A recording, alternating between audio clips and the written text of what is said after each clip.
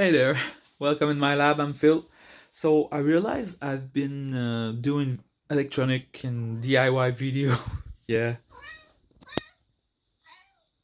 So I realized I've been doing electronic videos for more than 6, 7 years, but I never showed how to properly do a soldering job or a THT, which is true old technology. And this is when your parts or your component is going into a hole through your circuit or the PCB. So I'm gonna show you that really quickly today. So this is my soldering station. It's a Weller WE S51, and you can see I set the temperature to 700 Fahrenheit, and it's working pretty well. If I have a bigger like a ground pad to desolder or to solder, I'll set it to 7500, but 700 is perfect. So let's go. First of all, I'm going to show you how to solder a USB-A type connector, and after I'll show you how to solder a resistor or a capacitor, which is basically the same thing. I mean, not the same component, but it's the same technique.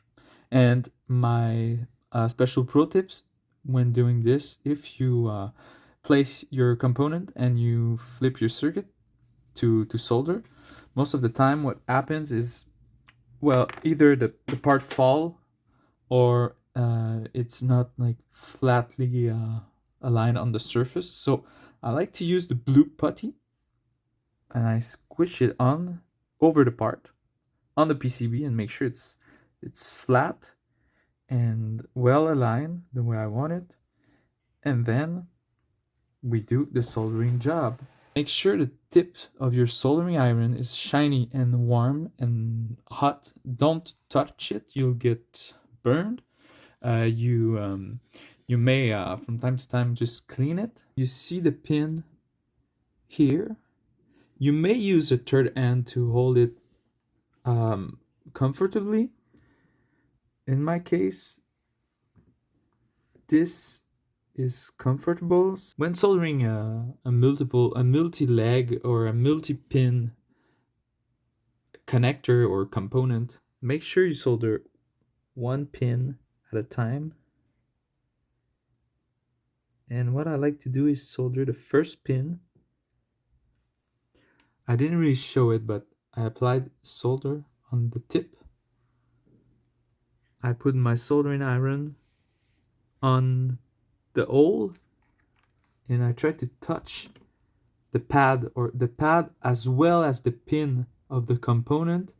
And then what you do, you just come and apply a little bit of solder on the pin. If it melts, it means you did a good job.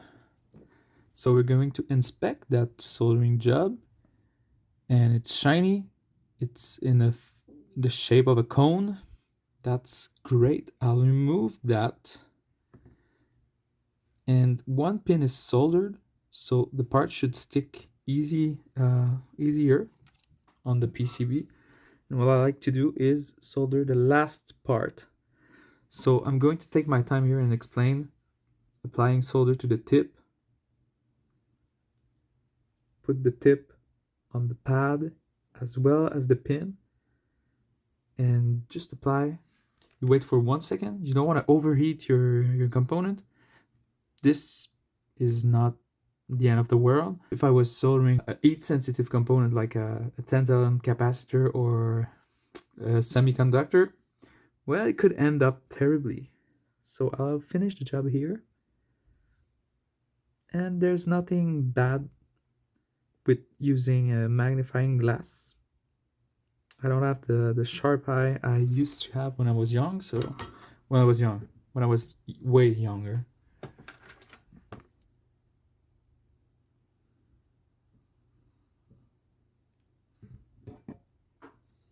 Nice. So you see how shiny the solder are. And next, well, it was not part of this tutorial, but I guess we can do it, these tabs here that you see will be soldered on the surface of the PCB and not through the holes. So we call it SMD, which is a surface mount devices, or SMT for surface mount technology. And what I'll do is the same technique. This is the casing of the USB connector, which is like a shield or just a physical case. So what I did is I applied a bit of solder to my iron, to the tip. I applied iron on top of that, and you apply more. And when it's a ground, don't be shy to apply a bit more solder than usual. You may have to hit a lot, and what we end up with is a nice solder joint on the surface of the PCB, which is why they call it SMD. We'll do the same on the other side.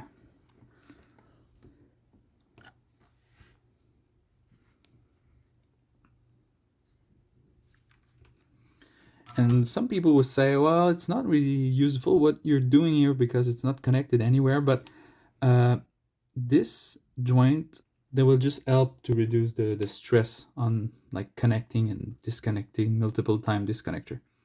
For those curious, this is called a proto board, which is a board to prototype. There's no connection between the pad or the hole, and there's no copper on top, on the top layer, just on the bottom layer.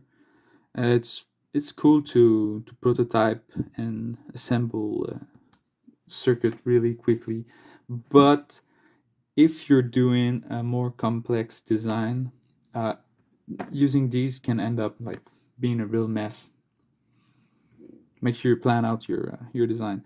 So what I did is I bent the leg 90 degrees on the resistor, and then you place the resistor in the hole of your circuit.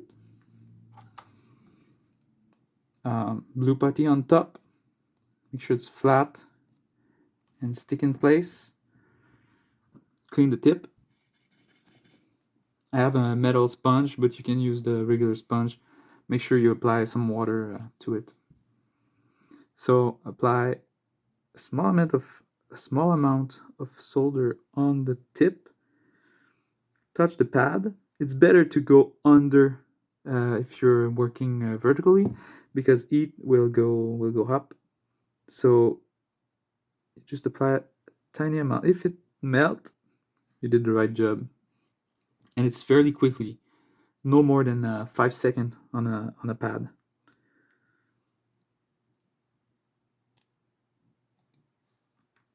I'm going to check that. Oops. Wow. I really need to put my glasses on because it's too perfect solder, but misplaced.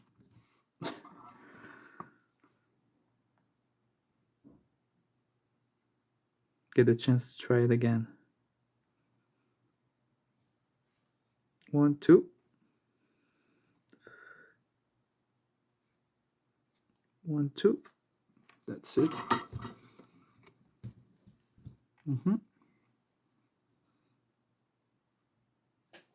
Okay, we're gonna check with the magnifying glass. Always check your job, because sometimes you can find some weird stuff. You see here, this feels like it's gonna cause a problem in 1032 days. It feels like a cold solder joint to come. So what you do, clean the tip, apply more solder, and reheat the pad. Wait 2 or 3 seconds and remove the soldering. Check that out.